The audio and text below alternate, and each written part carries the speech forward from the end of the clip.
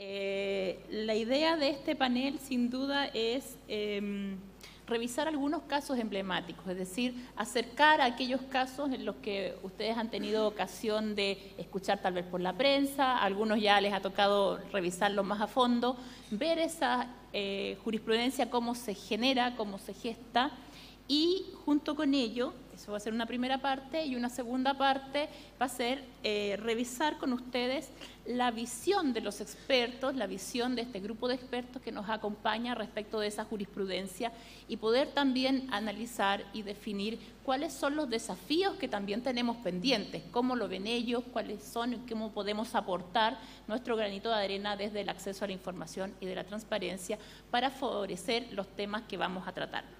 Vamos a ver casos de migrantes, vamos a ver casos de pensiones, vamos a ver casos de protección de datos, vamos a ver casos de defensa y seguridad de la nación. Todos ellos van a ser analizados por una persona en particular. Vamos a invitar a este escenario a David Ibaceta, va a ser el primero que va a empezar a exponer los casos. Él es el jefe de la unidad de análisis de fondo, le toca trabajar en concreto con la gestión de los casos y vamos a tener entonces una primera exposición de su parte. Luego ya vamos a tener a los siguientes expositores y por último este comentario del grupo de expertos que tenemos aquí para terminar con consultas, con preguntas por parte de ustedes. Pueden ser efectuadas, ahí entiendo yo unos papelitos que pueden hacer consultas, hacernos preguntas, y la idea es entonces generar una conversación un poco más fluida de lo de costumbre. Eso. David, por favor. Gracias, directora. Buenas tardes a todas y a todos esta mañana.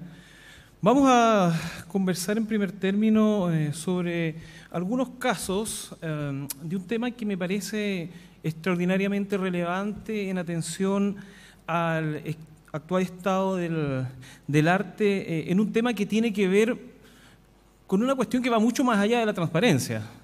Tal vez es una ocasión interesante la que se genera en esta instancia, en este foro, para hablar de aquello, y que tiene que ver con el tema de las migraciones. El tema de la migración es un fenómeno global, ¿ya?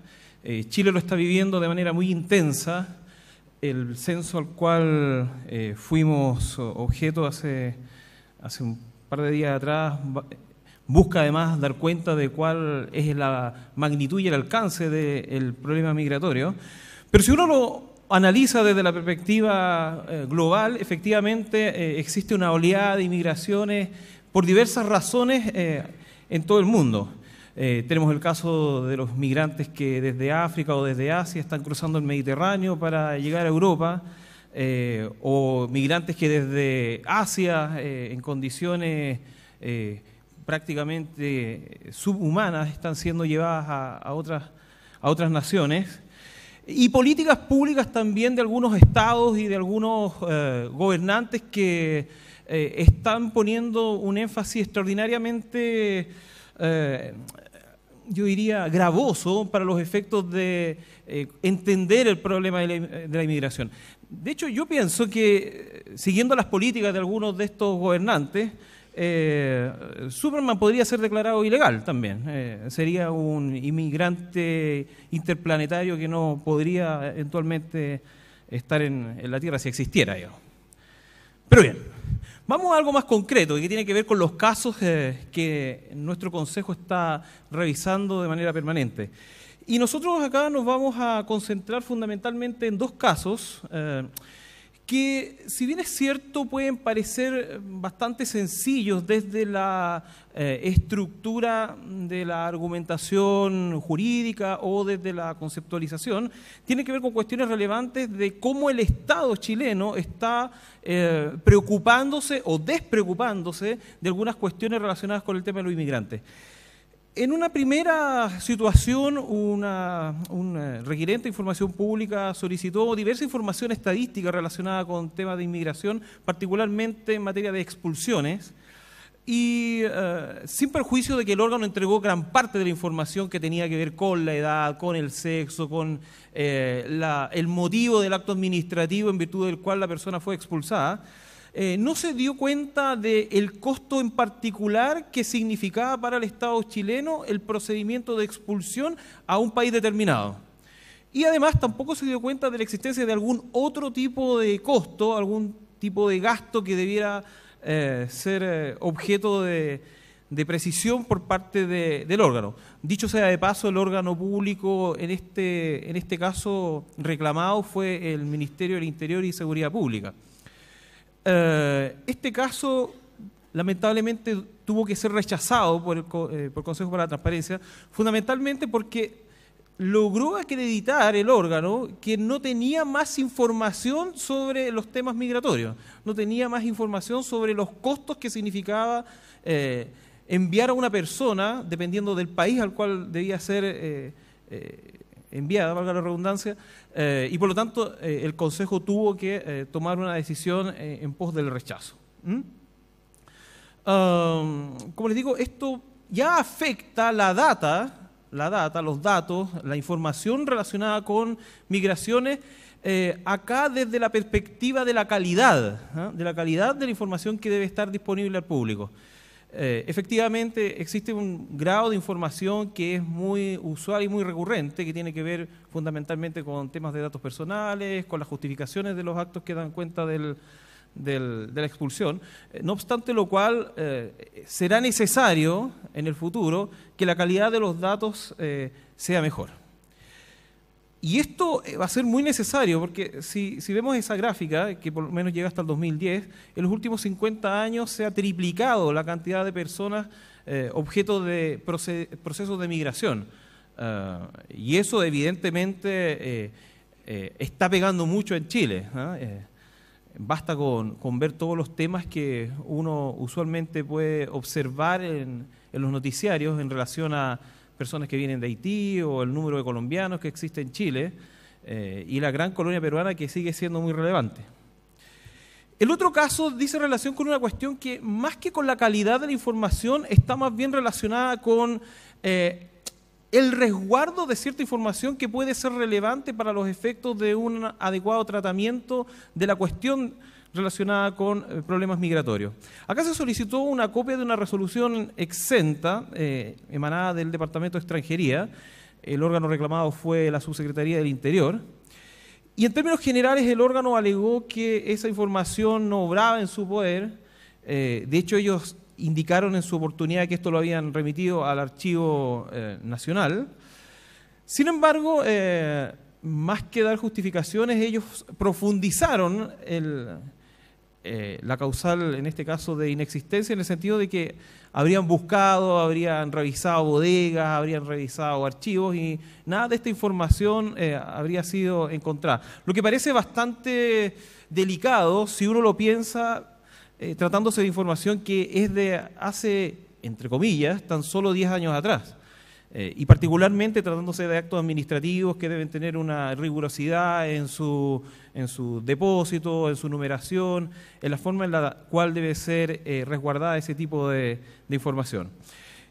Lamentablemente, el Consejo para la Transparencia nuevamente debió rechazar este amparo. Sin embargo, en esta oportunidad hizo una observación y manifestó la preocupación respecto justamente del tema de gestión documental.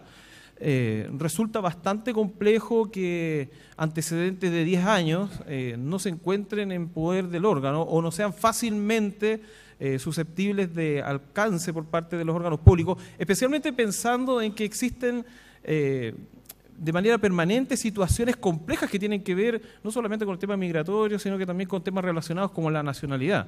Sin ir más lejos, hace un par de semanas atrás la Corte Suprema se pronunció en materia de reclamo de desconocimiento de la nacionalidad justamente respecto de un chileno a quien se le había perdido la información que daba cuenta de su nacionalidad chilena. Esto nos lleva a la siguiente conclusión. Cuando la información no se encuentra y la inexistencia domina, el derecho de acceso a la información pública se transforma en estas estanterías vacías. Se transforma en estas estanterías que entre paréntesis corresponden a la mansión de Michael Jackson, vacías, sin información, y eso efectivamente genera una grave afectación al derecho de acceso a la información. Debilita los esfuerzos que todos los actores del circuito de transparencia estamos realizando día a día para encontrar un adecuado ejercicio de este derecho. Finalmente, quiero quedarme con una reflexión con el tema de la inmigración. Me parece que es un tema que no puede dejarnos sin pensar un momento en lo que está sucediendo, no tan solo en el mundo, sino que lo que también está sucediendo en nuestro país. TVAC puede ser cualquiera de nosotros. TVAC puede ser una chilena, un chileno. Por lo tanto, los invito a que el tema de la información y el acceso a ese tipo de información se mantenga en estándares que sean suficientemente adecuados para un ejercicio noble, legítimo y adecuado de este derecho fundamental. Muchas gracias.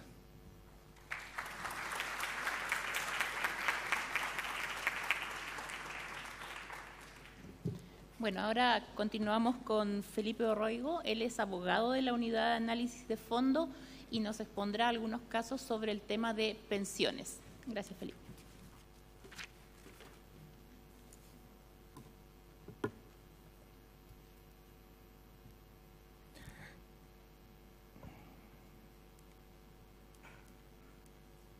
Muy buenos días. A continuación hablaremos alguna jurisprudencia, tal como dijo Andrea, en materia de pensiones. Y esto se debe a que de un tiempo a esta parte el Consejo para la Transparencia ha advertido un mayor control social de parte de la ciudadanía en orden a conocer cómo el sistema de pensiones se está desarrollando, en particular de qué manera los principales actores de este sistema, esto es, las AFP por un lado y por otro lado la Superintendencia de Pensiones, han desarrollado sus funciones. Y este interés público por conocer este desarrollo se puede ver reflejado en las siguientes decisiones. El primero de ellos es el caso fiscalizaciones, en donde se solicita a la Superintendencia de Pensiones una copia de las fiscalizaciones realizadas por la Superintendencia durante el año 2016. En este caso, el órgano deniega la entrega de lo requerido, alegando la causal de reserva del artículo 21, número 1, letra C de la Ley de Transparencia, esto es, una distracción indebida, señalando principalmente que a esta entrega de solamente 33 informes le genera una actividad del orden de 540 horas laborales, vale decir, cerca de 3 meses.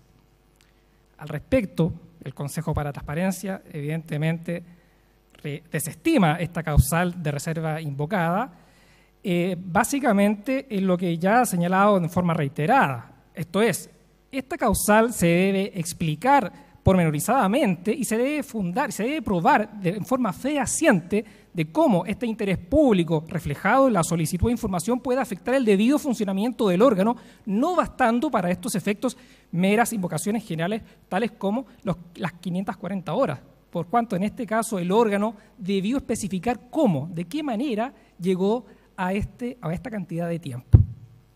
Es por eso que el Consejo en este caso ordenó la entrega de estas fiscalizaciones, pero con 2 alcances importantes. El primero de ellos es que se deben trabajar en la eventualidad de que existan los datos personales que puedan existir en ellos, ¿cierto?, de conformidad a la ley 19.628. Y, en segundo lugar, solamente se debe hacer entrega de aquellos informes terminados a la época en que se realizó la solicitud de información. Ahora bien, otro caso relevante también fue el caso de la fusión Cuprum con la AFP Argento.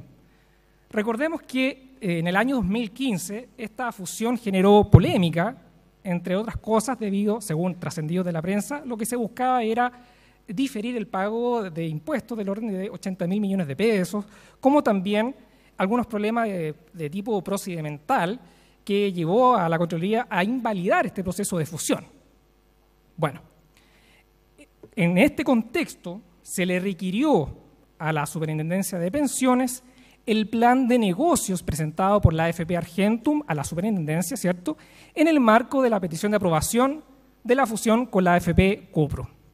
Ahora, en este caso en particular, el órgano deniega la entrega de lo requerido, pero basado en la oposición que dedujera a AFP Cuprum como esta AFP ya fusionada, quien alegó la causal de reserva del artículo 21, número 2 de la Ley de Transparencia, vale decir, afectación a sus derechos económicos y comerciales, principalmente, según AFP Cuprum, puesto que lo solicitado tenía información de nivel de gastos, flujos financieros, utilidades y también contratos con terceros. Y eso, según esta empresa, podía perjudicar su desenvolvimiento en el mercado.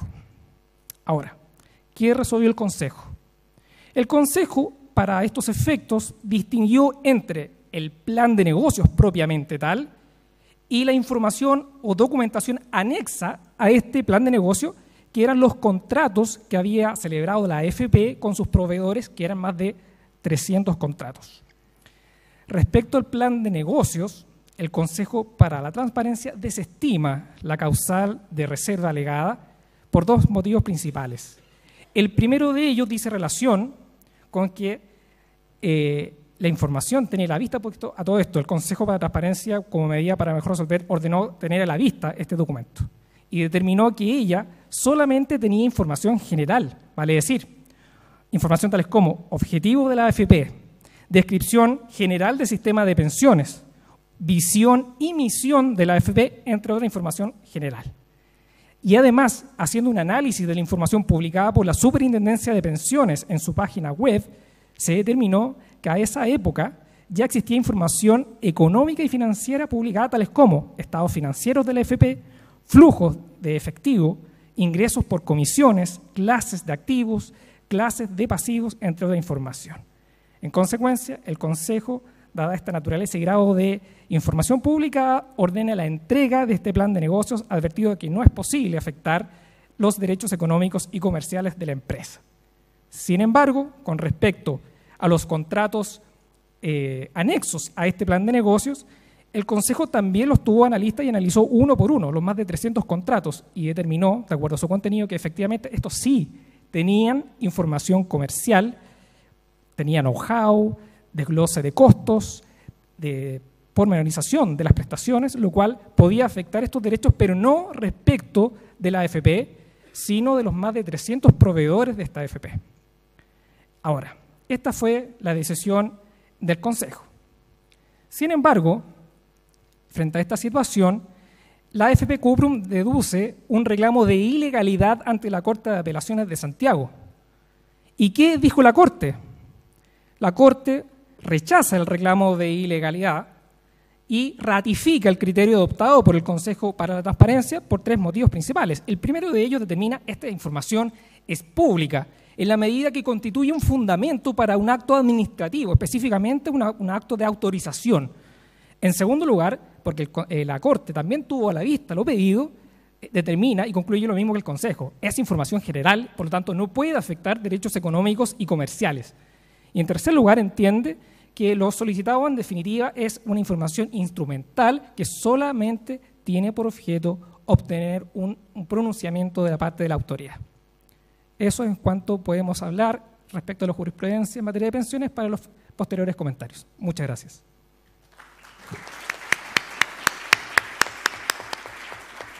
Muchas gracias, Felipe. Ahora escucharemos a Pablo Contreras, jefe de la Unidad de Normativa y Regulación, quien nos expondrá sobre los casos de protección de datos y seguridad de la nación que hemos visto en el año 2016. Gracias, Pablo. Gracias. Buenas tardes. Me voy a referir a tres casos, uno en particular en materia de protección de datos. Es un caso conocido que está en las pantallas de televisión, está en la opinión pública, se conoce como caso de globos de vigilancia. Estos son dispositivos de televigilancia que algunas municipalidades han instalado, han adoptado. Y en este caso, lo primero que hay que hacer es hacer una distinción. No estamos hablando del recurso de protección que se presentó en su momento por una serie de ONGs, sino que estamos hablando de un caso en donde se solicitó información a la Municipalidad de Las Condes Específicamente se pedían las copias de las grabaciones captadas por los globos de vigilancia en un día preciso, en una hora precisa, ¿ya? Entonces, es un caso que llega al Consejo para la Transparencia vía un amparo de acceso a la información pública. El órgano en su momento denegó esta información porque estimaba que la publicidad de las imágenes podía afectar la prevención, investigación o persecución de delitos. Este es el fin de televigilancia, un fin de control y de resguardo de seguridad comunal. La decisión del Consejo es de rechazar el amparo y ordenar la protección de la información, en este caso la protección de las imágenes. Y para eso se efectúa una serie de distinciones. En primer lugar, se estima que la captación y almacenamiento de imágenes constituye un tratamiento de datos personales. Y aquí la jurisprudencia del Consejo conceptualmente entiende que la imagen de una persona es un dato personal y los tratamientos que efectúa la municipalidad al implementar estos dispositivos de televigilancia son tratamientos de datos personales. Por lo tanto, se trata de una conducta que se encuentra amparada por la Ley 19.628. Y en ese sentido, el Consejo estimó que se aplicaba la garantía constitucional de la vida privada, que comprende en su contenido protegido las imágenes capturadas por cualquier medio. Esto era especialmente relevante porque en el formato de funcionamiento en esa época de los dispositivos de vigilancia podían captar imágenes incluso en el ámbito privado, en recintos privados. Desde el punto de vista del principio de legitimidad del tratamiento, de la licitud del tratamiento, el Consejo estima que las normas legales que regulaban las facultades para hacer este tipo de tratamiento no eran lo suficientemente específicas ni determinadas. Y por lo tanto no había una facultad para el municipio para difundir estas imágenes si no existía el consentimiento de parte del titular del dato. En ese sentido, el Consejo estima que existe un deber de resguardo de las imágenes de las personas en este caso y por lo tanto rechaza el amparo al establecer que se acredita la causal de reserva respecto de la protección de los derechos de las personas. Como sabemos, esto es un tema que ha seguido la discusión pública, se han seguido desarrollando programas de seguridad y se están estableciendo otros dispositivos de televigilancia. Y solo para cerrar este apartado de la exposición hay que señalar que el mes pasado el Consejo para la Transparencia diseñó y envió un oficio a los 345 municipios con recomendaciones sobre cómo proteger los datos personales en materia de televigilancia, no solo drones o globos de vigilancia que están bastante de moda, sino también cámaras de seguridad. En materia de jurisprudencia referida a la seguridad de la nación, vamos a revisar dos casos. El primero es conocido como el caso de actas del Consejo de Seguridad Nacional. La solicitud era muy simple, era la copia de las actas y los documentos de las sesiones del Consejo de Seguridad Nacional entre los años 1989 y 2012. El órgano, en este caso el Estado Mayor Conjunto, deniega el acceso a la información, estima que el COSENA, el Consejo de Seguridad Nacional, no es un órgano que integre la administración pública. En este caso, el Consejo ordena la entrega parcial de la información y efectúa una serie de distinciones para adoptar esta decisión. En primer lugar, lo que hace es verificar la información que se elabora antes de la reforma constitucional del 2005 y después de esta reforma. Esta reforma es relevante porque establece, entre otras cosas, el principio constitucional de publicidad en el artículo 8º, pero también alteró el régimen de publicidad y de reserva de las actas del Consejo de Seguridad Nacional. Respecto de la información previa a la reforma constitucional del 2005, en el caso en que el Consejo de Seguridad Nacional no había determinado su reserva, el Consejo ordena entregar esa información. Y en los casos en que la información previa al 2005 había sido ordenada reservarse por parte del Consejo de Seguridad Nacional, como esa facultad había quedado derogada bajo la reforma, el Consejo efectúa una un análisis de reconducción material en base a las causales de reserva o secreto que establece el artículo 8º. Esto es un análisis que repite reiteradamente en su jurisprudencia respecto de casos previos a la reforma constitucional del 2005. Y en ese entendido debía determinar si la divulgación de la información podía afectar alguno de los bienes constitucionales en juego, por ejemplo, la seguridad de la nación o el interés nacional. En base a dicho criterio, se ordenó, por ejemplo, entregar aquellas actas en donde el Consejo de Seguridad Nacional discutió sobre la elección de miembros del Tribunal Constitucional o sobre el nombramiento de senadores institucionales, más conocido como senadores designados, o aquellas deliberaciones en donde se discutía sobre ciertos proyectos de ley, o, por ejemplo, aquella parte de las actas en donde se debatió respecto del informe Rettig. Por otro lado, en razón de la afectación a determinados bienes constitucionales, el Consejo ordenó reservar aquellas actas que tenían materias relativas a la seguridad y a la defensa nacional, y también aquellas actas en donde habían procesos judiciales y podrían estar comprometidas las relaciones internacionales del Estado. Finalmente, respecto a aquellas actas que fueron celebradas con posterioridad a la reforma del 2005, aquí se aplica la norma actualmente vigente, el artículo 107 de la Constitución, que estima que las actas del Consejo de Seguridad Nacional son públicas, a menos que una mayoría de sus miembros dictamine lo contrario, y por lo tanto determinó su entrega al Consejo. Esta decisión fue reclamada de ilegalidad ante la Ilustrísima Corte de Apelaciones de Santiago, pero la Corte, de forma unánime, rechaza el reclamo y ratifica la decisión del Consejo y básicamente reincorpora todas las distinciones que efectúa el Consejo respecto de los regímenes de publicidad y secreto aplicables antes y después de la reforma constitucional del 2005. ¿En qué se encuentra este caso? Este caso está actualmente en sede de la Corte Suprema.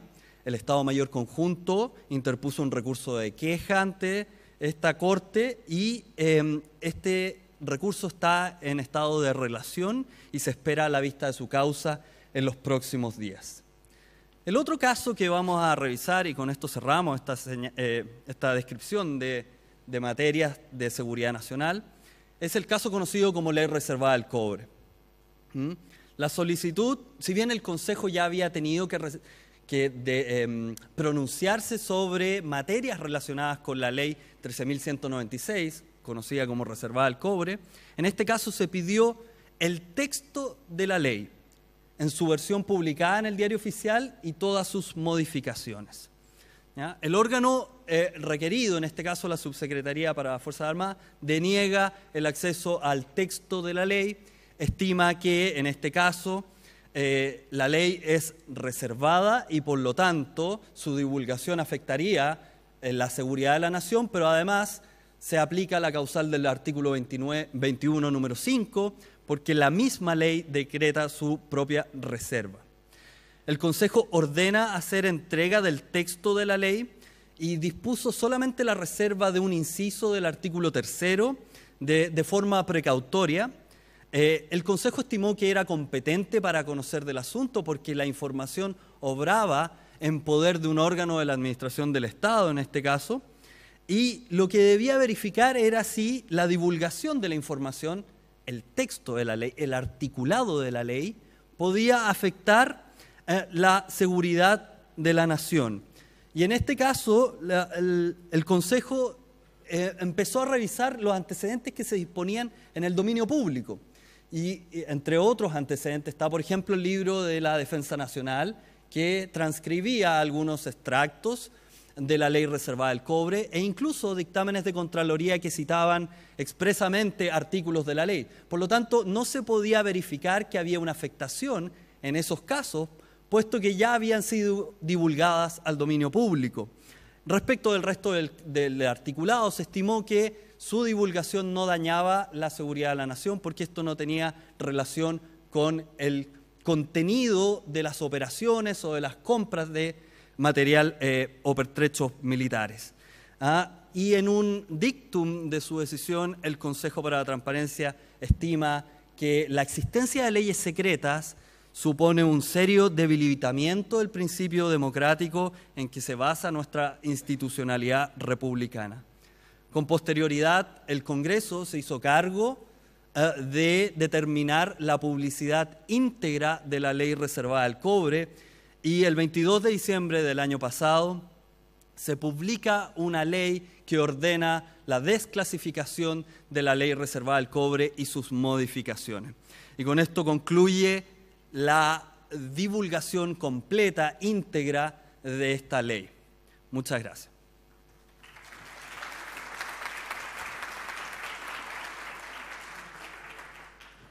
Muchas gracias, Pablo. Muchas gracias, Felipe. Muchas gracias, David.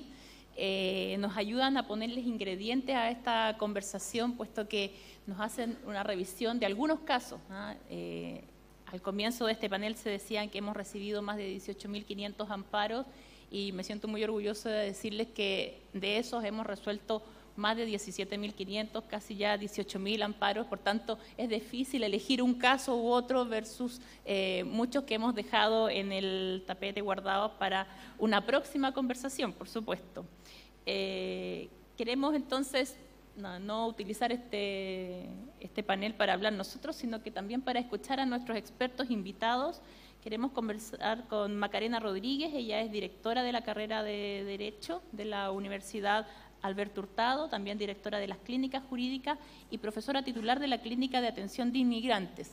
Por eso la hemos invitado, por esta cercanía que ella tiene con este tema, para ver si comparte también con el Consejo esta preocupación de las dificultades de acceso que tienen las personas, los inmigrantes, a la información pública.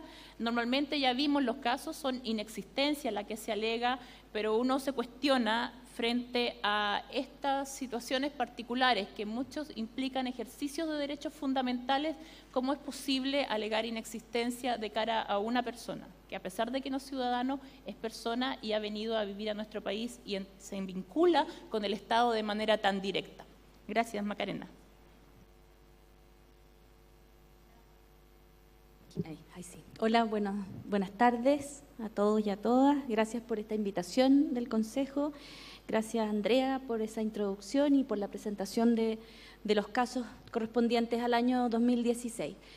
Voy a hacer una pequeña introducción. Nosotros en la universidad tenemos una clínica de atención a inmigrantes que funciona desde el año 2006 y además también tenemos una clínica de acceso a información pública que inicia su funcionamiento al mismo tiempo que entró en vigencia la ley de acceso. Por lo tanto, también tenemos una experiencia ahí y hemos sido usuarios habituales de la ley y del Consejo.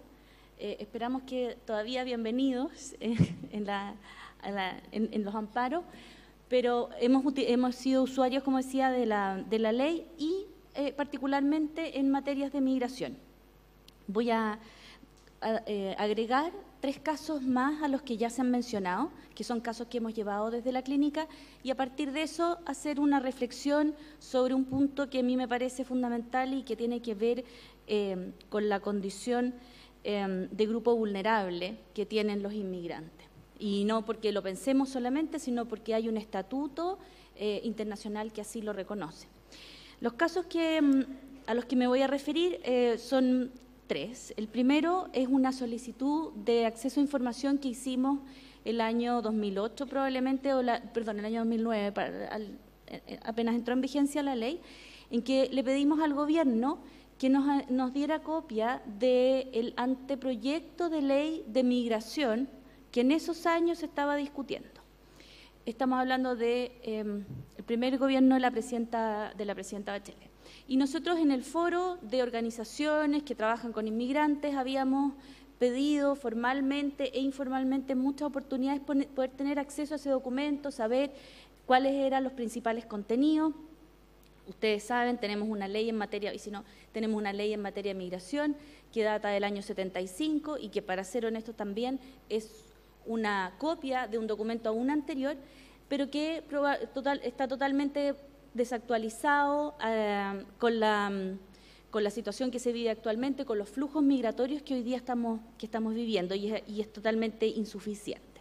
Bueno, entonces habíamos hecho estas peticiones sin mucho resultado y apenas entra en vigencia la ley, hacemos esta solicitud de acceso, se nos deniega el acceso a la información, ¿verdad? Argumentando la causal de reserva que establece el artículo 21, número 1, letra B, es decir, el que se trataba de una deliberación previa a la adopción de una medida o política. Recurrimos al Consejo de Amparo, el Consejo nos dio una audiencia, lo que para nosotros fue un motivo de mucha alegría y emoción para los alumnos el poder ir a una audiencia al Consejo, preparamos muy bien y demostramos en la audiencia fundamentalmente que este era un documento, o teníamos antecedentes que estaban incluso disponibles en la web, que daban cuenta que ya a lo menos 2 años antes este anteproyecto estaba circulando. Y entonces el Consejo acoge nuestra petición argumentando que el que se trate, ¿verdad?, de una deliberación previa no puede ser una causal para negar indeterminada e indefinidamente un documento, y que habían antecedentes que demostraban que ya había transcurrido un plazo razonable, y siendo muy visionarios también probablemente dicen, y no hay atisbos aquí de que esto se vaya efectivamente a transformar en una política pública. Y hoy día, hartos años después, todavía seguimos esperando que algún proyecto de ley pueda tramitarse en el Congreso y podamos tener una nueva ley de migración. Ese es un caso. El otro tiene que ver con algo que ya comentábamos y que es la obtención de una copia de las órdenes de expulsión. Cuando los inmigrantes infringen alguna norma, o a veces no, pero la autoridad, ¿verdad?, tiene la facultad de expulsarlos, y esto se hace mediante una resolución exenta. Es un documento único y es el fundamento, ¿verdad?, para que esa persona no pueda seguir viviendo en el país, la afectación de un derecho fundamental. No tener copia de ese antecedente afecta lo más esencial. No es posible reclamar de esa decisión, no es posible saber si esa decisión está bien justificada. Yo podría contarles aquí millones de casos de personas, o muchos casos, en realidad no, muchos casos de decisiones en que el fundamento es que se presentó, por ejemplo, un contrato falso, y el contrato es falso porque cuando el funcionario fue a tocar el timbre, nadie le contestó. Entonces, el contrato es falso, el contrato de trabajo. ¿Dónde está el vínculo? Lo mismo nos preguntamos nosotros. Bueno, entonces, nosotros en la Clínica de Atención a Inmigrantes hacemos uso habitualmente de este mecanismo, ¿verdad?, de las solicitudes de acceso para poder tener copia de ese documento. Y me hago cargo, digamos, de lo que en este aspecto de lo que señalaban respecto a la importancia, ¿verdad?, de tener buenos archivos, y que no es posible que transcurrido 10 años o incluso menos tiempo la autoridad no tenga un debido registro de estos documentos. Y bueno, y el tercer caso tiene que ver con una solicitud que hicimos para acceder a unos convenios que se habían firmado entre el Ministerio del Interior, ¿verdad?, a través del Departamento de Extranjería, y el Ministerio de Salud o el Ministerio de Educación, y que lo que buscan es evidenciar que ciertos grupos, como pueden ser los niños, ¿verdad?, los niños, niñas y adolescentes, o las mujeres embarazadas, tienen acceso a la salud sin importar la condición migratoria en la que se encuentren. Esto que parece obvio, porque la Constitución garantiza la igualdad respecto a todas las personas que habitan en el país, ¿verdad?, no es tan evidente muchas veces al momento de ejercer el derecho. Entonces, el Departamento de Extranjería firmó estos convenios para poder garantizar a estos grupos particularmente vulnerables el acceso a la salud, a la educación. Y entonces las agrupaciones de inmigrantes lo que pidieron fue copia de estos documentos para poder ir a los hospitales, para poder ir a los colegios y poder exigir, ¿verdad?, que se les reconociera este derecho. Entonces quiero concluir, porque no me queda mucho, con un tema, y es lo que les planteaba, la necesidad de reconocer que aquí nos encontramos frente a un grupo en especial condición de vulnerabilidad. Y el Pacto Internacional la Convención Internacional que reconoce los derechos de los trabajadores migratorios y sus familias lo dice expresamente. Esta es una convención del año 90, que obviamente reconoce una situación a nivel mundial, pero si nosotros la leemos claramente podemos advertir que es la misma situación que se da aquí en Chile. Dice, comprendiendo la importancia y la magnitud del fenómeno de las migraciones que abarca a millones de personas y afecta a un gran número de estados en la comunidad internacional. considerando la situación de vulnerabilidad en que con frecuencia se encuentran los trabajadores migratorios y sus familiares debido, entre otras cosas, a su ausencia del estado de origen y a las dificultades con las que tropiezan en razón de su presencia en el estado de empleo. Teniendo en cuenta el hecho de que a menudo la migración es causa de graves problemas para los familiares de los trabajadores migratorios, así como para los propios trabajadores, particularmente debido a la dispersión de la familia. Teniendo presente que los problemas humanos que plantea la migración son aún más graves en el caso de la migración irregular, y convencidos, por tanto, de que se debe alentar la adopción de medidas adecuadas a fin de evitar y eliminar los movimientos y el tránsito clandestino de los trabajadores migratorios, asegurándoles a la vez la protección de sus derechos humanos fundamentales. Y nosotros podríamos agregar que tienen un absoluto desconocimiento del funcionamiento del sistema institucional chileno y de los actores que forman parte del mismo, y que muchas veces no dominan el idioma, porque tienen una lengua que es indígena o porque tienen una lengua que es distinta, ¿verdad? Hoy día estamos experimentando una migración por primera vez extranjera donde hay un idioma que no es el idioma español. Todo esto, a nuestro juicio, ratifica, ¿verdad?, la condición de vulnerabilidad en que se encuentra este grupo y que, por lo tanto, hace que su relación con el Estado sea aún más compleja. O podríamos hablar de una situación de desventaja mucho más sistemática. A esto, además, tenemos que agregarle, ¿verdad?, las complejidades que tiene el sistema migratorio o la ley de migración actual, donde tenemos un sistema de registro que es el sistema B3000, que da cuenta, uno de los casos que se relataron, de una deficiencia importante en el manejo de la información, que además el departamento, hay un problema ahí con el tema de los archivos, que hay un deficiente también estructura a nivel nacional, ¿verdad?, de lo que es el Departamento de Extranjería y que probablemente está pensado en una lógica de hace muchos años atrás, donde los flujos migratorios claramente no eran los que experimentamos hoy día. Entonces el desafío, y a mi juicio el llamado es particularmente respecto a este grupo, a poner especial atención el ejercicio del derecho de acceso a información como catapulta, como herramienta para el ejercicio de otros derechos fundamentales, aquí sale a la luz de manera muy evidente. Así que esa es como la conclusión que puedo agregar. Gracias.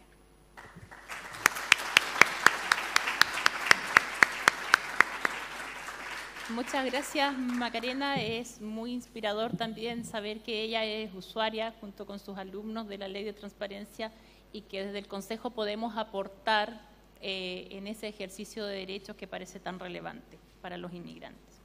Ahora vamos a invitar a plantear sus ideas a Claudio Verdugo.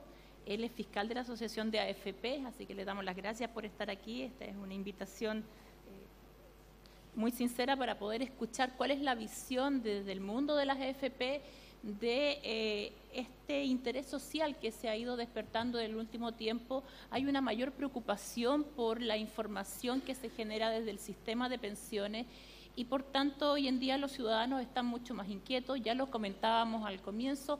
En definitiva, hoy en día el Consejo para la Transparencia ha recibido una serie de amparos en contra de la superintendencia respectiva y eso demuestra que hay un interés, que hay una preocupación, que queremos saber qué y cómo se gestiona este sistema de AFP. Quizás hace 10 años no existía esta preocupación, pero hoy en día eso ha cambiado y tenemos también un cambio de sistema que se nos viene o que está a puertas. Tanto entonces, la invitación es a conversar sobre eso. Gracias, Claudio, por estar aquí. Bien, buenas tardes. Muchas gracias por la invitación al Consejo de Transparencia y a su presidente especialmente. Yo quisiera necesariamente contextualizar que mis comentarios tienen que ver más bien con un tema de alcance general que de las situaciones particulares que se han planteado como casos emblemáticos en esta presentación que precede. Respecto del régimen de fiscalizaciones, la verdad es que el interlocutor o quien debiera estar respondiendo sobre esa materia es la Superintendencia de Pensiones como sujeto pasivo de la Ley de Transparencia. Nosotros estamos de acuerdo en que la actividad de la Superintendencia de Pensiones es esencialmente pública, está sujeta al control, naturalmente, de la ley de transparencia y a todo el bagaje administrativo propio de su naturaleza. Ahora bien, el fallo que se menciona o la dictamen que se menciona dice relación específicamente con las denegatorias, y quiero llevarlo un poco más al tema general. ¿Qué sucede cuando una entidad deniega y tiene la obligación de denegar fundadamente, pero su denegación es de naturaleza formal y no sustancial? Yo creo que el problema que está reflejando ese dictamen del Consejo de Transparencia dice relación con la actividad denegatoria de los órganos del Estado, en que el administrado o el ciudadano tiene no solo derecho a saber que le dicen no según artículo tanto o letra tanto, sino que además tiene derecho a que esa causal sea fundada no solo en la invocación de una norma legal, sino que en hechos concretos. Y en eso coincidimos con el criterio del Consejo de la Transparencia, en el sentido que una mejor administración del Estado es aquella que puede dar razón justificada y fundada de sus denegatorias, particularmente porque las denegatorias terminan finalmente afectando a los administrados. Y en cuanto afectan a los administrados, terminan perjudicando en general a quienes no tienen más herramientas o no muchas más herramientas que acudir o al Estado o al mismo Estado a través de los tribunales. En consecuencia, nosotros coincidimos y valoramos el principio que contiene esta resolución del Consejo de Transparencia en cuanto a la necesidad que se evite la discrecionalidad o arbitrariedad administrativa mediante la invocación del simple formalismo legal.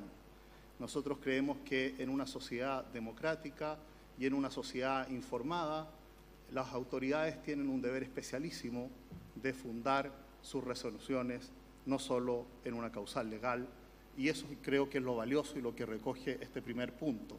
Además, también creo que hay otro aspecto muy relevante de este fallo que seguramente dice relación con la exigencia de la razonabilidad del comportamiento de la denegatoria.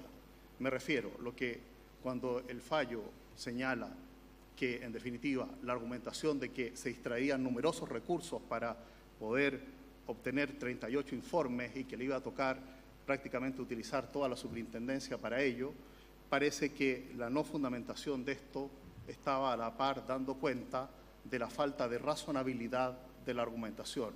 En consecuencia, creo que lo rescatable de este punto de vista, que si bien no tiene que ver con pensiones propiamente tal, porque esto podría pasar con cualquier ente fiscalizador que hiciera una denegatoria, por ejemplo, una dirección de obras municipales o, por ejemplo, un ministerio o una subsecretaría, creo que en definitiva los principios que están denotándose en esta resolución son de la mayor relevancia y exigen y ponen a las autoridades administrativas del país la obligación no solo de invocar formalmente la ley, sino que de apoyarse en ella de manera razonable, de manera coherente. Y por eso entonces que me parece muy rescatable lo que está presentando ese fallo y coincidimos con él. No tiene una incidencia especial en pensiones, sino que tiene que ver con una incidencia especial cómo se comporta el Estado frente a los administrados en general. Nos parece valioso, en definitiva, que particularmente entonces esto vaya abandonándose en materias de transparencia el puro formalismo para llegar a criterios más sustanciales y más racionales en el comportamiento de la administración. La única herramienta que tenemos los administrados para frenar la arbitrariedad y la discrecionalidad va avanzando del simple formalismo legal hacia una racionalidad y a una justificación lógica de lo que se entiende por justicia del administrado. El segundo tema también necesito forzosamente tener que contextualizarlo, porque en definitiva no tiene que ver directamente con pensiones, no tiene que ver directamente con una AFP, sino que tiene que ver con la adquisición de un grupo controlador de una administradora de fondo de pensiones. Algo semejante habría pasado, por ejemplo, con la adquisición de un banco o de otra entidad, una compañía de seguro. En definitiva, no tiene, y eso quiero ser muy claro, esta operación de goodwill no tiene incidencia alguna en pensiones, no tiene resultados en pensiones, no afecta el fondo de pensiones. En definitiva, lo que deberíamos tener necesariamente es de contextualizar, y tampoco necesito yo hacer una defensa de un caso concreto, porque en definitiva el problema está en que el aprovechamiento del goodwill es una ventaja tributaria que se utilizó en todas las áreas de actividad del país. Se puede preguntar al Servicio de Impuestos Internos cuántas operaciones de goodwill se hicieron antes de la reforma tributaria para ver cómo éstas abarcaron prácticamente todos los sectores de la economía. Pero ¿por qué llama la atención específicamente la operación de goodwill en el caso en cuestión? Esencialmente llama la atención porque está involucrada una AFP que presentó, para poder plantear esta materia, a su regulador una propuesta para aprovechar el goodwill. Y el regulador dictaminó que esa propuesta debía hacerse de una cierta forma, que fue estrictamente seguida conforme al principio de confianza legítima que se debe tener en el regulador respecto de la misma. En definitiva, el problema tiene que ver con una variable societaria, tributaria y regulatoria de la mayor complejidad, pero que en definitiva lo que quiero señalar es que no afecta y no tiene incidencia para nada con las pensiones. Es una toma de control societaria que tiene vinculaciones con un efecto tributario que la misma ley permitió hasta una determinada fecha, producto de la reforma tributaria. Incluso más, cuestionada la operación, el Servicio de Impuestos Internos dictaminó que no existía ninguna irregularidad en el procedimiento de goodwill. Además, se siguió estrictamente lo que indicó la Superintendencia de Pensiones. Y después interviene la Contraloría señalando un criterio distinto, con lo cual nos encontramos con un problema adicional, que qué es lo que sucede con el administrado cuando tiene a un regulador especial, como es la Superintendencia de Pensiones, que le diga, mire señor, usted tiene que hacer A, B, C, y después viene otro órgano de la misma Estado con un criterio distinto, y dice que tiene que hacer B, C, A. Ahora, también es importante destacar que por atractivo que pueda parecer el nombre de proceso de invalidación administrativo, debemos señalar que esto no tiene más alcance de que la autoridad que dictó el acto lo revise para determinar su conformidad o no con la legalidad, más allá, ¿no es cierto?, de consideraciones de conveniencia, si se pudo hacer de una forma o de otra, que son consideraciones extralegales. En definitiva, el proceso admitido de invalidación, quiero también ser muy claro, y eso lo podrá corroborar el profesor Mendoza, no concluye necesariamente con invalidación. O sea, esto es lo mismo para los que son abogados, que un recurso de casación concluyera siempre con la nulidad de la sentencia. En consecuencia, el nombre, por llamativo que parezca, la verdad es que no tiene incidencia en ello. Pero quiero también ser muy claro respecto a lo de transparencia, que efectivamente se plantearon cuestiones relativas al plan de negocio y cómo esto podía afectar la defensa de la AFP en cuestión, la realizaron sus abogados, la formularon ante el Consejo de la Transparencia, después ejercieron los recursos legales y la Corte de Apelaciones decidió, ignoro si después se recurrió más allá de eso, pero en definitiva, si la información era pública y se cumplían las indicaciones, la verdad es que la irrelevancia de haber pedido el proceso de requerimiento de transparencia hace justamente, precisamente, que esto no hubiera tenido ninguna relevancia o importancia.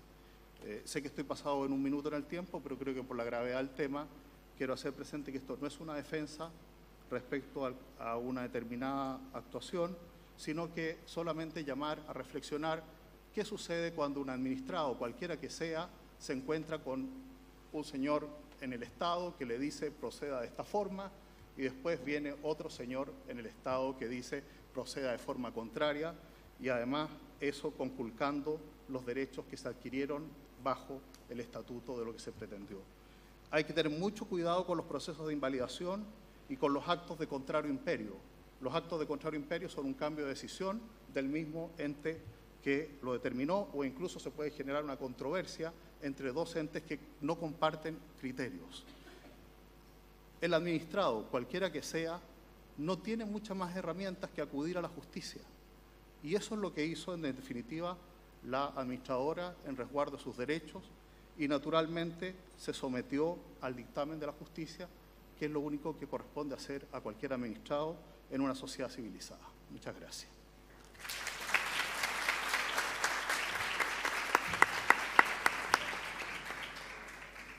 Muchas gracias, Claudio, por la exposición. Creo que uno no tiene sino que coincidir con el análisis. Es complejo para la Administración del Estado abandonar el formalismo, pero creo que es un llamado que nos hacen los administrados, no tan solo los ciudadanos, sino que también las AFP y todas las personas que integran esta sociedad. Nos cuesta, pero creo que es un desafío que tenemos aún pendiente. Queremos seguir con Romina Garrido. Ella es directora ejecutiva de la ONG Datos Protegidos, y queremos escuchar de Romina cuál es su visión respecto del tema de la protección de datos. La preocupación en este tema del Consejo es que tenemos un gran desconocimiento respecto de cómo se deben tratar los datos. Nosotros siempre decimos que más bien maltratamos los datos, no los tratamos, ¿no? Y el alcance del uso que se puede dar a estos datos también. Las imágenes, somos conscientes hoy en día y cada vez más, que hablan de nosotros, que dicen de nosotros, que hablan de nuestras conductas, y por tanto esa es la necesidad de esta conversación. Así que, Romina, muchas gracias por tu asistencia. Buenas tardes a todos. Primero, muchas gracias al Consejo por la invitación. Nosotros somos también clientes frecuentes de solicitudes de amparo al Consejo, ya nos conocen. Somos súper reclamones respecto a cómo el Estado está tratando los datos. Y bueno, primero partir señalándoles que Datos Protegidos es una organización no gubernamental que lucha por el reconocimiento del derecho a la protección de los datos personales y a la privacidad. Nosotros creemos que no hay libertad si no tenemos privacidad. En ese marco nos hemos movido y hemos litigado en algunos casos también como una herramienta de incidencia. No solamente participando en los proyectos de ley que se generan o haciendo estudios, sino que creemos que las decisiones judiciales pueden cambiar el destino de cómo sociedad hemos abordado este tema, y hemos logrado algunos pequeños logros, pese a que el caso de los globos que mencionaban hace algunos momentos, que fue llevado por nuestra organización, nosotros perdimos en la instancia superior. Sí creemos que logramos promover un debate muy importante respecto a la privacidad y a la concientización de que no solamente estamos vigilando a los delincuentes, sino que nos están vigilando a todos con estos sistemas que no pueden distinguir técnicamente entre los espacios públicos y los espacios privados. Y logramos también promover que las personas empezaran a cuestionarse un poco qué es lo que se está haciendo con estas imágenes.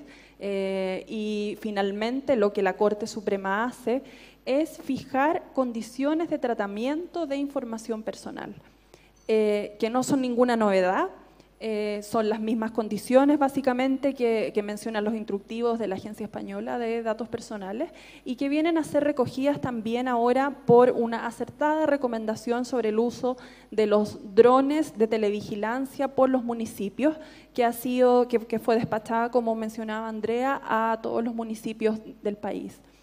Nosotros hicimos el ejercicio de revisar ayer cuáles son las compras que están realizando los municipios, y ustedes se sorprenderían, todos los municipios que están comprando drones.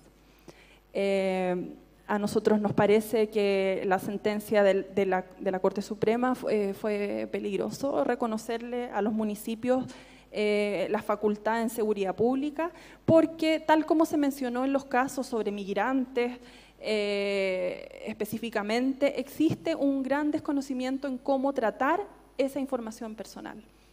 El instructivo sobre drones, la recomendación, más bien dicho, sobre drones del Consejo, parte de un supuesto muy básico, diciéndole a los municipios: usted va a tratar imágenes, y las imágenes son datos personales, y eso hace que usted se transforme en un responsable del tratamiento, y eso ser responsable de algo trae una serie de obligaciones. Y esas obligaciones están en la ley 19.628, y no porque no exista un órgano garante significa que sea una ley que no se cumpla. Es una ley que tiene 17 años y que básicamente nos ha llevado a una especie de autorregulación de las empresas y el Estado, porque hasta el año 2009, cuando el Consejo empieza sus labores de velar por la protección de la ley 19.628 y dicta sus primeras recomendaciones, yo creo que los organismos públicos recién se vinieron a enterar que teníamos una ley que regulaba el tratamiento de datos de carácter personal. Para nosotros el litigio es incidencia, como les mencionaba, el Consejo ha tenido aciertos y desaciertos en datos personales, pero nosotros reconocemos que para nosotros los amparos que podemos recurrir al Consejo para la Transparencia nos han servido para preparar nuestros casos. Y eso es muy importante, nos sirven para saber si es que finalmente, por ejemplo, los municipios están implementando el fallo de los globos de vigilancia. Al no tener, por ejemplo, autoridad de control, no sabíamos si los municipios habían, por ejemplo, nombrado al funcionario municipal, si los municipios estaban destruyendo las imágenes, tal como se indicaba. Entonces, gracias a las solicitudes de acceso a la información y los consiguientes amparos, porque cuesta que los organismos públicos contesten, pudimos saber si es que el fallo había sido implementado durante el año 2015. Hace pocos días también recibimos por acceso a la información y el consiguiente amparo información sobre si las grabaciones de estos sistemas de monitoreo habían sido usadas para la denuncia de delitos. Hicimos esta solicitud justamente a la Municipalidad de Las Condes, a Lo-Barnechea y a la Fiscalía Oriente, y jamás se ha usado una imagen de los globos de vigilancia para denunciar algún delito. Esa información es pública y nos ha servido también para monitorear qué es lo que se está haciendo finalmente con las imágenes tratadas por estos organismos públicos. Primero, hace un rato atrás se mencionaba que claro, que se han presentado 18.500 solicitudes de acceso a la información. 4 solicitudes por minuto, básicamente, pero es difícil presentar solicitudes de acceso a los datos personales. Primero, porque para que nosotros podamos acceder a esa información tenemos que litigar, tenemos que primero preguntarle al tratador, que puede ser un órgano público o un privado, qué datos míos tiene, y si no me contesta yo tengo que contratar un abogado e ir a un tribunal civil. Y luego seguir en una corte de apelaciones, lo que finalmente significa que una persona tiene que tener dinero para contratar un abogado. Y ese es el cambio que nosotros esperamos en datos personales, tener una autoridad pública que nos pueda facilitar el ejercicio de acceso a los datos, a saber cómo se está tratando la información. Y yo quería mencionar en el poquito tiempo que me queda algunos casos que nosotros hemos llevado al Consejo para la Transparencia. Se mencionaba el de los globos. Bueno, nosotros estamos haciendo seguimiento respecto a la efectividad de las cámaras finalmente y los delitos que se han, o sea, si finalmente las imágenes se han usado para algo o los globos están ahí por una cuestión disuasiva. Y aunque sean disuasivas, finalmente si se está cumpliendo esto. El segundo caso fue sobre los datos personales del proceso constituyente. Iniciamos una solicitud al Ministerio, Secretaría General de Gobierno, primero que aparecía como responsable de la base de datos, y empezó un periplo entre el Ministerio, Secretaría General de Gobierno, entre el Ministerio del Interior, y en idioma coloquial se tiraban la pelota unos con otros porque nadie se hacía responsable de esa base de datos donde todos estábamos muy entusiasmados por participar, pero se estaban recogiendo opiniones políticas de las personas, y nosotros queremos que nuestros datos estén protegidos finalmente. Y el Consejo acogió nuestro amparo y le representó al organismo que debe tener sus facultades legales claras. Otro caso que hemos llevado al Consejo para la Transparencia fue el tratamiento de datos de menores de edad en la plataforma Yo Opino, Cuando comenzamos la plataforma no tenía políticas de privacidad y se estaba tratando datos sin el consentimiento de los padres, datos de menores, y tampoco había ninguna claridad respecto a quiénes eran los responsables de esa información, por cuánto tiempo la iba a almacenar, dónde estaba la política de privacidad de esos datos y cuál era la facultad legal que tenía el organismo para tratarla. El tercer caso que llevamos fue el del Congreso del Futuro. Para que las personas pudiéramos participar en ese congreso, nos pasó lo mismo que nos pasó con el proceso constituyente. Empezó un periplo de distintos organismos públicos, nadie se hacía responsable por una base de datos que, curiosamente, todos los campos que se pedían son los mismos campos que necesitamos para aparecer inscritos en un partido político. Y dada la crisis del CERVEL, nosotros somos súper desconfiados, entonces queríamos saber bien por qué era tan necesario dar información como RUT, domicilio, estado civil para poder asistir a un congreso. Finalmente se determinó que la base de datos pertenecía al senador Guido Girardi. Entonces, bueno, como sociedad civil nosotros estamos haciendo seguimiento. No se asusten si les llegan solicitudes sendas solicitudes sobre el cumplimiento de la Ley 19.628. Creemos que es parte de nuestro rol empezar a concientizar. Esperamos que se venga el cambio con la Autoridad de Datos Personales, que estamos, el Consejo está fuertemente participando también en el Congreso. La conciencia social es súper importante, que estemos todos conscientes que nuestros datos nos pertenecen y que son un escudo protector que nos permiten el ejercicio de nuestros derechos fundamentales en distintos contextos. Como ya no me queda tiempo, creo que también sería fabuloso que el Consejo para la Transparencia, en marco del Encuentro Iberoamericano de Datos Personales que va a haber en junio, pudiera actualizar las recomendaciones del 2010. Es un trabajo bonito que hizo y ahora empoderarse aún más de ese rol. Así que muchas gracias.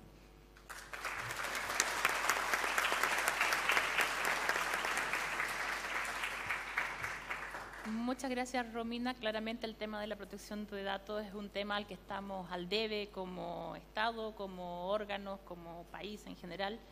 Y los desafíos son muchos. Vamos a empezar por revisar también las recomendaciones a ver cómo podemos mejorarlas. Y por último queremos escuchar a Ramiro Mendoza. Él es abogado, él es excontralor general de la República, decano de Derecho de la Universidad Adolfo Ibáñez, y la invitación en concreto era poder hablar del uso de las causales de secreto y reserva, en particular del de seguridad de la nación. Es una causal difícil de aplicar en muchos casos, que a veces se utiliza de manera más general, y más bien el Consejo ha tratado de irla encauzando a casos particulares, a usarla de manera más restrictiva, y queremos abusar entonces del conocimiento que él tiene del Estado, que nos conoce bien cómo somos como organismos públicos, a ver si es que su visión nos ayuda a definir o delimitar de mejor forma esta causal. Muchas gracias, Ramiro, por estar acá. Muchas gracias, Andrea. Saludo al presidente del Consejo y a los miembros del Consejo. Está Raúl Ferraz, ¿cierto? Está Alejandra y mucha gente más que he conocido durante tantos años. Yo quiero agradecer la invitación. Feliz les hago un informe en derecho sobre ese tema, digamos. Entonces, pero voy a hablar a propósito del tema. Me voy a referir muy tangencialmente, porque creo que quiero hacer una reflexión respecto a lo que hemos escuchado y de lo que significan estos 8 años.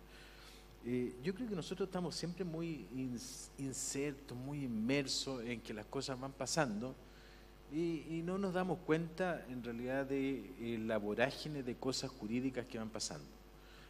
Los problemas que describía Romina desde el punto de vista del acceso a la información y a la protección de datos personales, el hecho de que exista un organismo como el Consejo para la Transparencia, el hecho de que asociaciones gremiales estén sentadas aquí en la mesa, y uno debería preguntarse, bueno, ¿tendrán que estar sentados en la mesa las asociaciones gremiales? Entonces hay un montón de cosas que, son como una vorágine de fenómenos jurídicos que nos acostumbramos a vivirlo, pero así como nos acostumbramos a subirnos al metro cada día más congestionado, no nos damos cuenta, digamos, de la congestión o de la complejidad que tiene este sistema de transporte de datos y protección de la información. Y creo que aquí hay una cuestión bien esencial. Hace 8 años atrás uno se lo hubieran preguntado dentro de la adivinanza, oye, ¿tú ves un seminario sobre acceso a la información pública en 8 años más y que haya 400 personas o 200 personas en una sala? Estáis locos, digamos. Esa habría sido la reflexión, digamos. Y hoy día, ¿cierto? En este lado hay 100 y en este otro lado hay 100 personas. Estaba contándolos recién. Son como 200 personas. Y seguramente cuando partió el seminario en la mañana éramos 250, 300 personas. Y tenemos jurisprudencia y tenemos análisis de problemas jurídicos distintos. Hay una expresión, ¿cierto?, la reconducción material, que hablaba uno de los compañeros del Consejo para la Transparencia, ¿cierto?, que se refiere en realidad a los conflictos de interpretación de la ley en el tiempo y la sustantividad material de esa aplicación. Conceptos jurídicos distintos, nuevos. Y eso produce naturalmente tensión. O sea, si nosotros no estuviéramos tensionados, no habríamos avanzado nada. Entonces uno lo que tiene que hacer es como mirar la calidad de la tensión desde el punto de vista del Consejo, de los problemas que produce la tensión y de a quienes afecta la tensión. Fíjense que esto es una cuestión bien sencilla. El conflicto jurídico que hay acá se produce con los mismos actores. Es decir, llega este organismo, ¿cierto?, que tiene una cierta autonomía legal, por supuesto va a pedir autonomía constitucional, todos piden autonomía constitucional, hay una lista, hay que sacar números de autonomía constitucional y están todos esperando autonomía constitucional. Yo no sé para qué, digamos, pero después me voy a referir a eso, digamos. Y este organismo aparece y tiene potestades dictaminantes, tiene potestades que son de naturaleza interpretativa, con un cierto fumus cuasi jurisdiccional. Algunos dicen, oye, es jurisdicción, en realidad es formación prejurisdiccional. Pero está bien, yo no voy a entrar a discutir esa naturaleza jurídica, desde el punto de vista de la naturaleza de la decisión del Consejo cuando resuelve el conflicto, y lo resuelve al interior del Estado. Y claro, ahí empiezan los incumbentes a decir, oye, no, yo soy el que la califica, yo tengo autonomía constitucional. Todos los que tienen autonomía constitucional salieron arrancando de la férula de interpretación del Consejo, como si tuvieran competencia en transparencia. No, pero todos salieron arrancando. La Contraloría, ¿cierto?, golpeó la puerta, dijo, oye, yo quiero un régimen especial, el Banco Central golpeó la puerta, yo también quiero un régimen especial. Como somos autónomos constitucionales no nos puede tocar el Consejo. O sea, si la autonomía constitucional cada uno se la pone para que el otro no lo toque, digamos, en todo lo que es la sustancia material de la interpretación o de la capacidad interpretativa del órgano.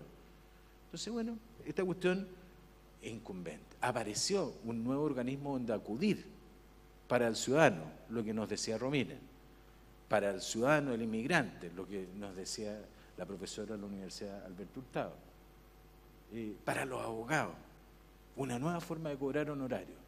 Vámonos al Consejo.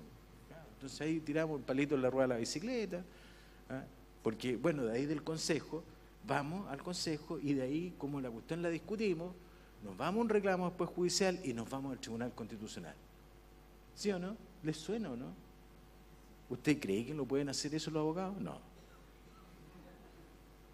Fíjense que acaba de salir una sentencia, la 3111 del 2016, en el Tribunal Constitucional, en que acogiendo un recurso de inaplicabilidad, deciden que una asociación gremial de salmones tiene razón y deciden que una norma de la ley 20.285 es inaplicable. ¿En qué le perjudica a una asociación de salmoneros, digamos, que es una asociación gremial, una situación como esta? ¿Tienen legitimación? ¿Por qué se van? ¿En qué los afecta? ¿Por qué no se va a la empresa? ¿Por qué no se va a la empresa que se siente afectada? No, se va a la asociación. Toda esta tensión es significancia de que algo está pasando y que las cosas tengan un resultado potente depende de cómo nosotros entendamos el destino y cómo encaucemos las cosas que están pasando. Yo puede que no esté muy de acuerdo con algunas de las cosas que plantea Romina, pero estoy absolutamente de acuerdo con lo que ella hace, que son dos conceptos distintos. Fíjense que esto yo lo quiero representar en ciertos pilares, porque esta tensión ayuda a la construcción de una democracia diferente a la que vivíamos, en la que estudiamos nosotros cuando estábamos en la universidad, por lo menos yo. Una democracia de poder y hoy día una democracia ciudadana. A mí me complica que a veces hablemos del administrado, digamos. Sí, el ciudadano, que está pleno de derechos y posibilidades de actuación. Tampoco me gusta cuando el ciudadano le dicen, no, esta vía usted no la puede utilizar, pero es ese ciudadano, no grupos, digamos, que representan los mejores intereses que no son de ese ciudadano. Ese ciudadano. No Superman, como decía David, ¿cierto? ¿Ah? Ni Michael Jackson. ¿No? Un ciudadano real, que tiene súper amplia posibilidad de legitimación para venir a ejercer. ¿Cuáles son los problemas que se han encontrado? ¿Cuáles son los pilares que están aquí presentes? Primero, una dificultad y hay una cierta resistencia cultural en la implementación y en el desarrollo de la aplicación de la ley. Hay una resistencia cultural adentro del Estado. Adentro del Estado. Al Estado le cuesta la transparencia. Le cuesta muchísimo la transparencia. Y le cuesta la transparencia porque tiene valores agregados que deben incorporarse en la gestión administrativa. Es decir, calidad de los datos, es decir, mejora de la sostenibilidad de la gestión documental. Seguimos con la basura de los datos públicos. Nada es muy confiable. La DIPRE no es súper celosa. Sí es celosa porque no cree ni en sus cuentas, digamos. O sea, no es que sea celosa porque te maneja tremenda base de datos, digamos. No, que tenemos miedo a los datos. La gestión documental de los datos, ya lo han dicho aquí en la mesa. Ya llevamos 8 años de la ley y todavía, digamos, tenemos un anacronismo total en la gestión documental. Nuevos intervenientes que aparecen, pilar nuevo, el Tribunal Constitucional entre medio. Lo que hizo el Tribunal Constitucional, desde luego, significa que todo el Consejo debiese estar mirando, oye, en realidad aquí nos pegaron en la médula del acceso a la información. La médula. Entonces, esta cuestión, ¿cómo lo arreglamos? Pilares que es en relación con nuevos paradigmas, lobby. Nuevos paradigmas, el lobby. Yo he sido, el otro día me buscaba y estoy en 4 audiencias como lobista. Y de hecho una periodista, ¿cierto?, una revista hizo un artículo del Contralor del lobby. Oye, 4 audiencias, en ninguna fui, en ninguna estaba, nunca pedí estar ahí. Pura mala calidad de los datos. Están ahí dando vuelta. ¿Para qué hablar de las rendiciones de cuentas? Ahora empezó la temporada de rendición de cuentas, que es como la casa del pato. ¿Ah? Se abrió la temporada de la rendición de cuentas y todos salen a rendir cuentas o relatar cuentos. Claro, porque nadie rinde cuentas, digamos, de lo que hizo, de lo que gastó, de lo que logró, de cuáles fueron sus fines, sino de lo que voy a hacer, de lo bien que lo hago, del descuido que soy. Nadie rinde cuentas en Chile, porque tenemos una pésima calidad de rendición de cuentas. El Consejo de la Transparencia es el único organismo que ha dictado un instructivo sobre cuál es el contenido de una cuenta pública. ¿Lo hace? No lo hace. No lo cumple nadie, porque no tiene dientes, porque nos gustan los organismos que aparentan la existencia de una protección, pero nos dejamos sin dientes suficientes. ¿Cómo puede ser que un actor reprochado en un sumario administrativo y sancionado por acceso a la información pueda después seguir siendo funcionario público y no generarse en una condición de inhabilidad? Se acabaría el deseo. Se acabaría el deseo. No, estamos en la multa, tenemos que hacerle sumario, pero este campeón o esta campeona, para que seamos con igualdad de género, después asume otro cargo y que fue sancionada y le carga la transparencia de la información y hace lo que quiere con los datos y no pesca a nadie, sigue ahí, impecable. Eso nos impide avanzar. Estamos con una ley que genera espacios de democracia diferentes desde el punto de vista de la estructura de la gobernanza, pero estamos con una ley que nos tiene con inconvenientes de dientes. El enforcement, que llaman los gringos, la capacidad de aplicar sanciones efectivas, digamos, al incumplimiento. Y desde luego, eso nos genera o nos alumbra una serie de problemas. La autonomía, ya la dije, la atención del derecho administrativo ampliado, el derecho administrativo que yo aprendí, no tenía nada que ver desde el punto de vista de la organización administrativa, desde el punto de vista conceptual, con lo que hace el Consejo para la Transparencia. Ha ido expandiendo rutas. En esta sentencia, en este dictamen, no es sentencia, es la tesis mía, digamos, ¿cierto? En este dictamen sobre el Consejo para el Estado Mayor Conjunto, se hace presente lo que les estoy diciendo.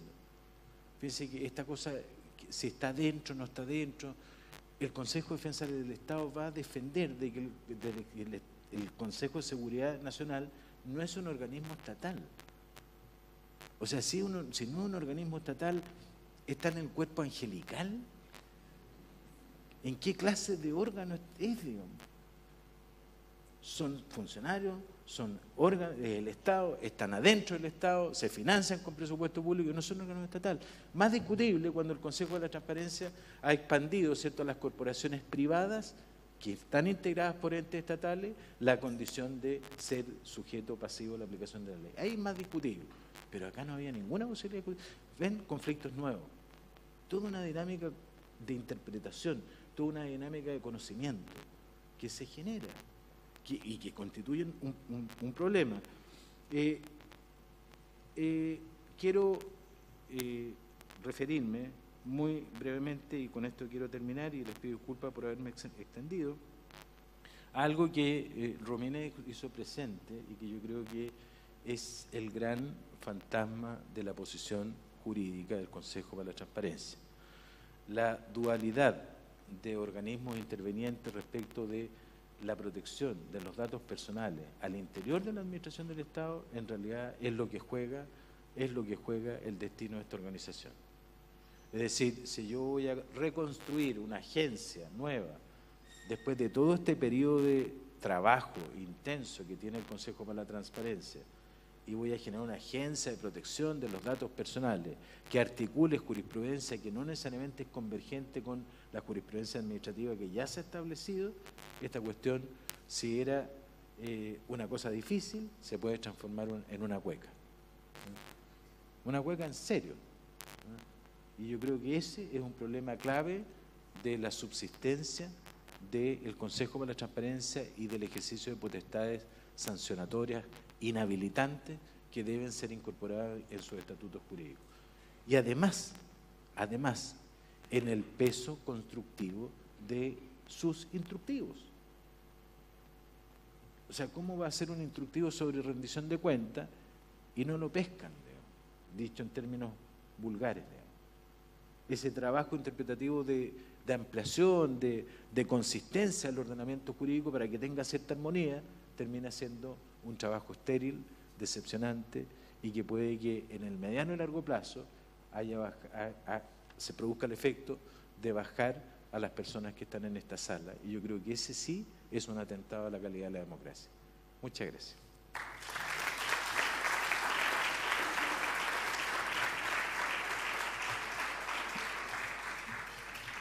Muchas gracias, Ramiro.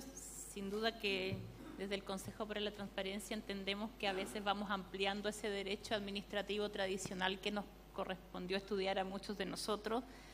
Sabemos también que hay algunos riesgos y la legislación así lo demuestra. En el fondo, los proyectos de ley a veces nos ponen algunos obstáculos y la verdad es que todavía no hemos llegado a decepcionarnos, a pesar de que no tengamos tantos dientes para poder sacar adelante la tarea de ir avanzando poco a poco en algunos ámbitos que nos interesa establecer, al menos poner la primera piedra. Tenemos una pregunta, no sé si alguien más ha querido plantear sus preguntas, sus inquietudes a la mesa. Yo tengo solo una, no sé si alguien más. ¿No? Nadie más. La pregunta es a Romina, dice: con respecto a la protección de los datos personales, el Consejo para la Transparencia en un amparo reciente dijo que en caso de patentes profesionales se debían entregar los RUT de las personas naturales.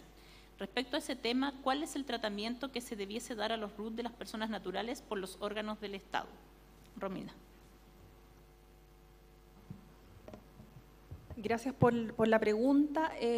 Como también mencioné en la exposición, el Consejo para la Transparencia ha tenido ciertos aciertos y desaciertos y también aplica criterios distintos para la entrega del RUT de las personas naturales. En general, diría yo, los fallos del Consejo, las decisiones, protegen el RUT de las personas naturales, pero en ciertos casos donde estima que la información contribuye al control social, ha señalado que se debe entregar el RUT de las personas naturales. Y esto porque la naturaleza del Consejo es un Consejo para la transparencia y vela por el derecho de acceso a la información. Entonces, esa es su razón de ser. Por tanto, cuando le toca ponderar derechos, pondera para el lado de la transparencia en el caso que se estime que la información contribuye al control social. Pero la pregunta tiene una segunda parte respecto al tratamiento del RUT de las personas naturales en general. Y yo diría que aquí no nos hemos puesto todavía de acuerdo todos qué calidad tiene el RUT respecto a dato personal. Y esto porque hoy el RUT está en todas partes. En todos lados nos piden el RUT para comprar algo, para juntar puntos. El RUT está facilitando los perfilamientos de personas en esta era digital, y sin un órgano de protección va a ser bien difícil que podamos desligarnos de todo esto, de esta huella que va construyendo el RUT detrás.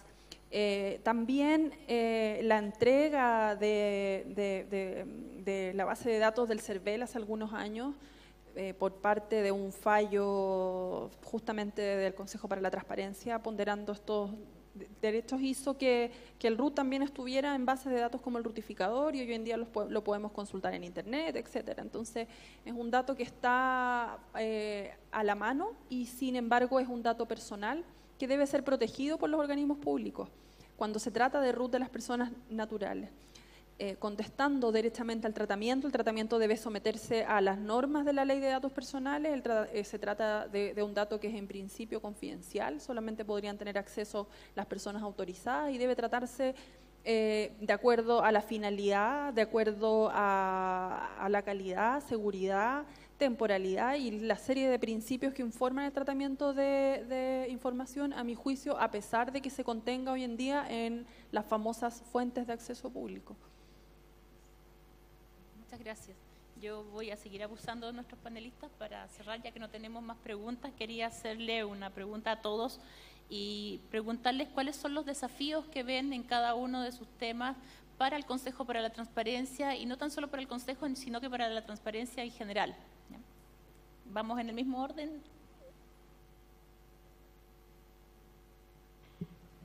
Y breve, ¿cierto?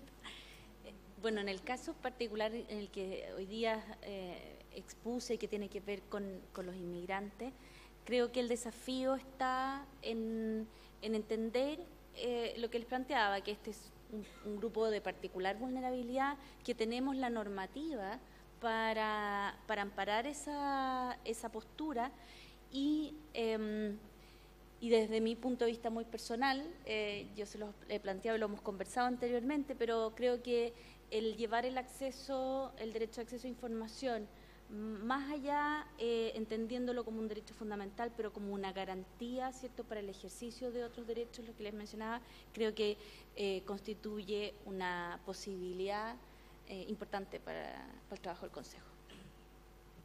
Gracias, Macarena. Claudio. A ver, nosotros, probablemente el tema de transparencia se va a convertir en una cosa recurrente en la sociedad, y por lo tanto para nosotros va a constituir un estándar de conducta. A nivel de asociación se han tomado diversas iniciativas para promover la transparencia activa, explicitando procesos y explicando diversas cosas que son de interés público. Y creemos que eso debe ser más o menos replicado en todas las áreas de la sociedad. Este es un valor que llegó para quedarse, y por lo tanto va a fijar un estándar de comportamiento en general de todas las actividades de la sociedad. Creo que los desafíos tienen que ver precisamente en cómo se lleva eso y se contrapone o se soluciona con respecto a otra cosa que también la gente está valorando mucho, que es la protección de la privacidad y de la intimidad en una sociedad que cada vez es más compleja, y en que el manejo de información sensible puede tener consecuencias insospechadas respecto al destino patrimonial de una persona o respecto a su suerte personal o familiar. En consecuencia, creo que no podemos construir todo sobre la base de un solo principio. Creemos que los principios deben confluir, y así como podemos tener un seminario sobre transparencia, también teníamos que considerar la contraposición de la privacidad, la intimidad y el derecho a la vida propia. Creo que esas cosas van a tener mucho movimiento en los años que están por venir. Gracias. Muchas gracias, Claudio. ¿Romina? Respecto a los desafíos, me voy a quedar con lo que mencionaba Claudio respecto a confluir. Nos parece que ese es el principal desafío que tiene el Consejo ya hoy en día, no solamente con los fallos y de los organismos públicos también, porque el Consejo no tiene que hacer toda la pega. El Consejo es para la transparencia y los organismos públicos son tanto para la transparencia como para la protección de los datos personales de los ciudadanos. Entonces, no siempre tienen que evaluar todas las solicitudes de acceso desde una sola perspectiva. Y en este confluir es importante también entender que los datos personales deben tratarse con transparencia. Y ese ha sido el principal reclamo de la sociedad civil respecto a los sistemas de vigilancia, cómo se están tratando estos datos. Y aquí la transparencia es muy importante, saber qué están haciendo los organismos públicos con mi información personal. Y como mencionaba don Ramiro también, la rendición de cuentas finalmente, para poder evaluar, para poder hacer seguimiento a los casos. Entonces, este confluir de las dos realidades, entendiendo que la protección de los datos no es la confidencialidad de los datos en todos los casos, sino que es un tratamiento en base a ciertos principios y que debe ser transparente de cara al ciudadano. Muchas gracias, Romina. ¿Ramiro? Bueno, lo que expuse son los desafíos. No, voy a algunos otros. Anoté 4 cosas que me interesa. Primero, insistir en la dificultad con la voz de las autonomías constitucionales. Yo creo que ese es un tema no menor, porque en realidad este ropaje y este blindaje, digamos, intraestatal, digamos, de la autonomía constitucional puede hacer trizas, digamos, el rol de relevar la transparencia de aquellos órganos. Y hay muchos que la pretenden. El CERVEL la acaba de lograr, ¿cierto? El Consejo Nacional de Televisión pasó así entre gato y medianoche la autonomía constitucional. Entonces hay que tener mucho cuidado, porque además yo creo que hay un error conceptual. La autonomía es un error, es una protección de inmunidad frente al incumbente que puede romper la decisión.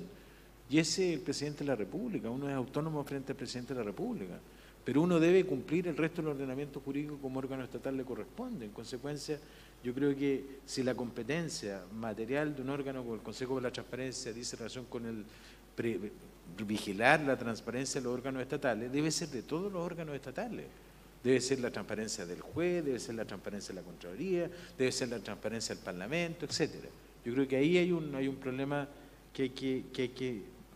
Otra cosa que yo creo que es un riesgo, lo dijo el joven que expuso respecto a una de las sentencias de los dictámenes, que es el tema de los dictum. Los dictum son como caprichos interpretativos, son gustitos interpretativos, ¿eh? que se da al Consejo. Y yo creo que lo apartan del rol constructivo de su potestad.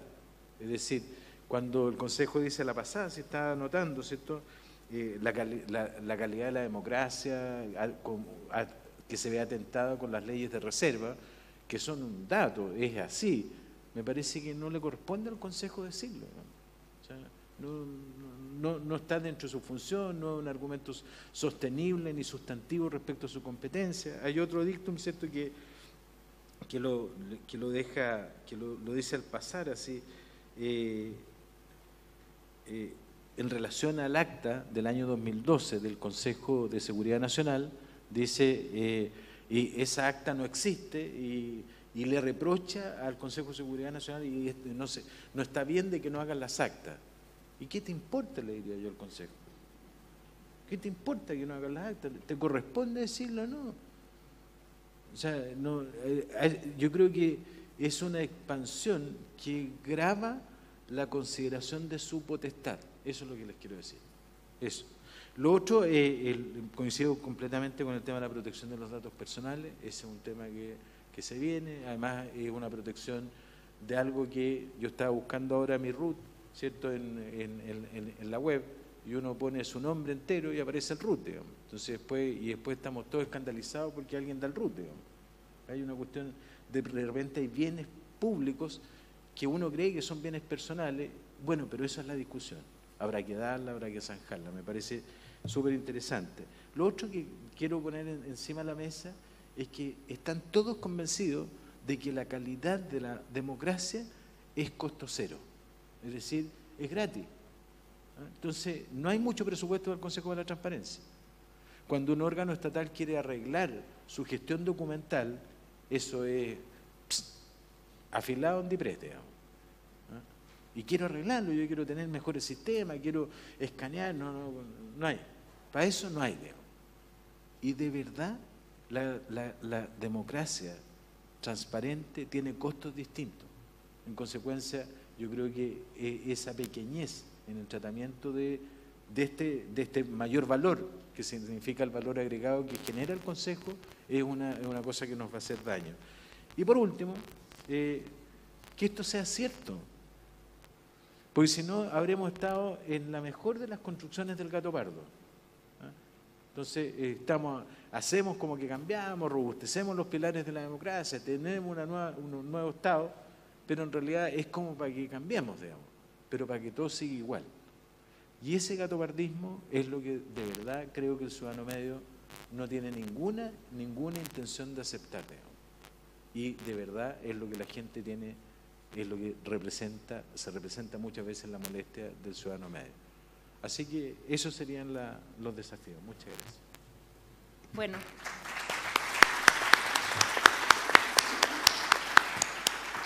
Quiero agradecer muy sentidamente a estos 4 iluminados, a pesar de que nos están apagando la luz, no sé por qué, pero basta con la luz de su conocimiento. Quiero agradecer a los 4, quiero agradecerle a todos ustedes por estar aquí y por haber escuchado atentamente este panel. Espero que hayamos aportado a esa visión crítica y a esa visión constructiva de lo que como Consejo día a día hacemos. Muchas gracias.